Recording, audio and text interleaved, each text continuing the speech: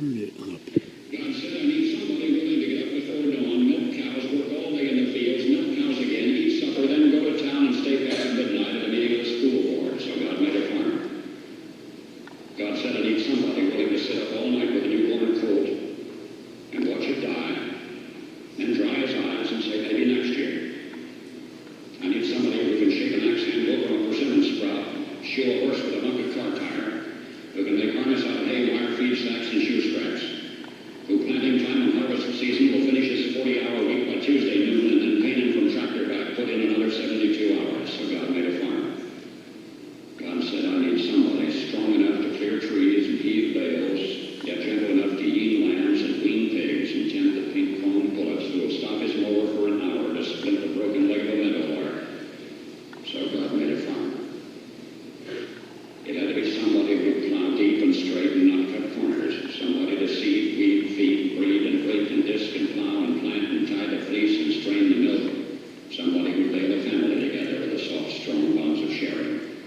Who would laugh and then sigh and then reply with smiling eyes when his son says that he wants to spend his life doing what Dad does.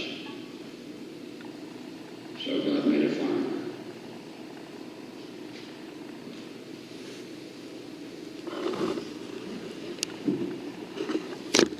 I think I may have missed the memo a little bit on this chapel. I was thinking more about how I learned about contentment and generosity.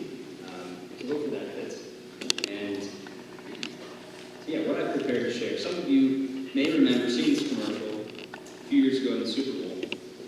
I connected with it so deeply that I was almost weeping at the conclusion of the ad. The images on the screen and the words from the narrator's text took me back to my childhood and the many days that I spent on my grandparents' farm in Bucks County. There were typically 3 days each week that my parents both worked, so on those days my sister and I would head to the farm to do eggs, play in the hayloft, or race each other up the corn bin. When Mrs. Kendall sent an email out about a chapel on generosity and contentment, I immediately thought of my grandfather, or Papa, as we called him, and the great example that he set for me in both of these areas. Contentment.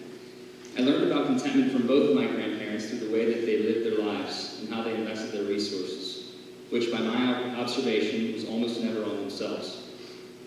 Their home was a simple farmhouse.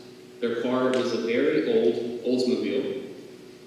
When many people reach their golden years and they are no longer struggling to make ends meet, they begin to look at their resources differently. They often start to allow themselves to do something that they hadn't done earlier in life. Spend money on things they want or on themselves. I can't remember any notable ways that I observed my grandparents doing this. They were content with what they had and preferred to invest their resources into the church, the community, or their family. What a powerful example and gift this was to me, which I continue to be thankful for as our society continues to push us in the opposite direction. On generosity, for those of you that do not know farmers, I'll clue you in on the fact that time is of great value to them. The one line from the commercial that was played earlier talks about farmers having their 40-hour work week completed by noon on Tuesday, only to go in and put another 72 hours in. I witnessed this firsthand with my papa, and even though he was always very busy, he was so generous with his time. He always let me help with driving the tractor, baling hay, or other farm activities. Looking back on that now and knowing how young I was, I'm sure that I was slowing him down much more than helping. But he didn't mind, despite all the work that he needed to accomplish. I observed his generosity in other ways, including spending his lunch break away from farm work, driving meals to recipients of the Meals on Wheels program. It was scary for me as a child at time to enter the homes of strangers and to deliver meals to them, but I'm glad that I was pushed in this way and experienced this example of generosity, of time and energy. Papa taught me generosity through his commitment to his children and use of resources. He sent all 9 of his children to die. I asked my mom once how he could afford to do that as a farmer, and she shared with me that when it was time to send one of the kids to dock, Papa would sell one of his cows so they would have the resources needed to pay tuition. For a dairy farmer, that was an extremely significant sacrifice, and to me, another example of generosity to his children. I'd like to conclude my time up here by saying that I really appreciate having a chapel on contentment and generosity together, because I feel that the two are in so many ways intertwined in our lives.